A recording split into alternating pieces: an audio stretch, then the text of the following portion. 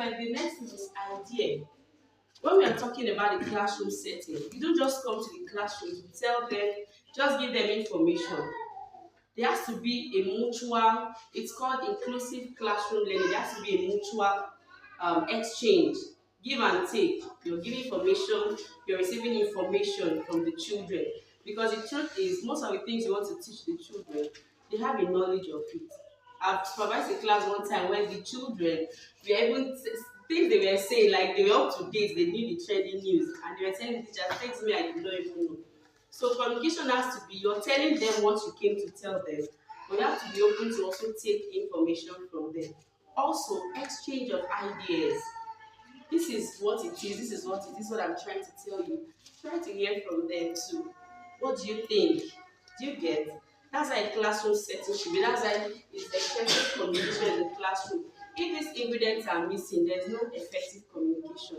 You have to give the children room for them to also express their ideas, tell you what they think about that particular thing.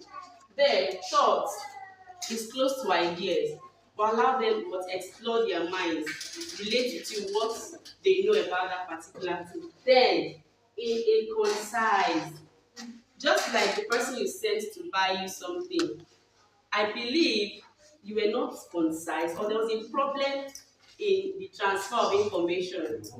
Because there's no, I don't know the relation between sugar and detergent.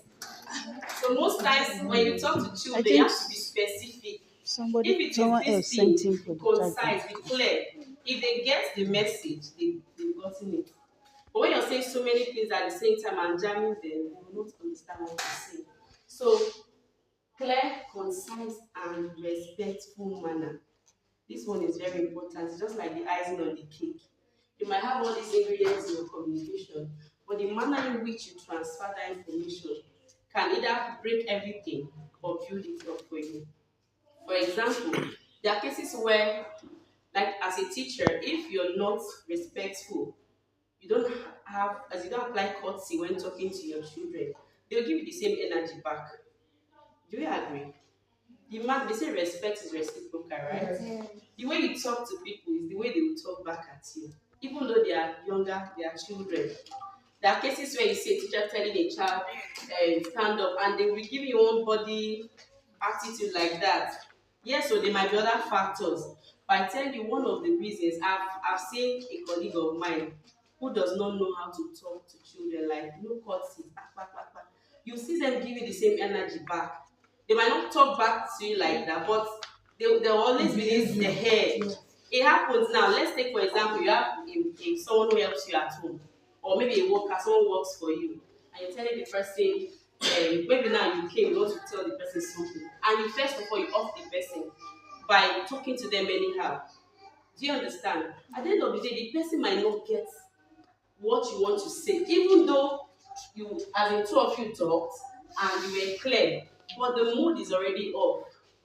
Do you understand? So, in as much as all your components are there, the manner in which you communicate has to be respectful.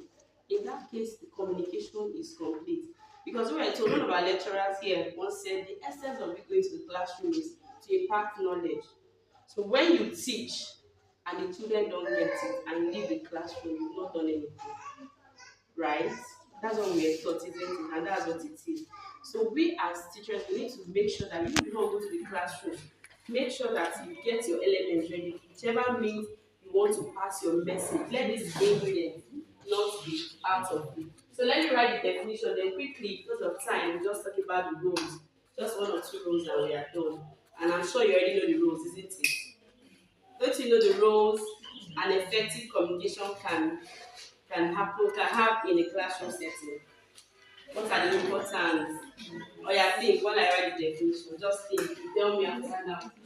So effective communication, can we echo it now, please, so that we're sure we have the definition? Is The process of process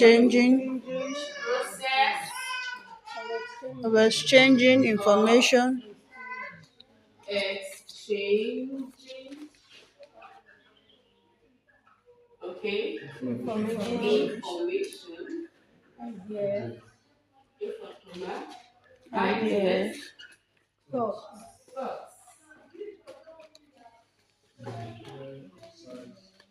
in clear, clear, concise, and respectful manner. concise,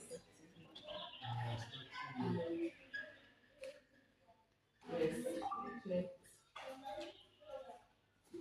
respectful manner.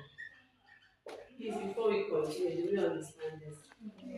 Alright, thank you. So, roles of effective communication. Alright, I think your time is up.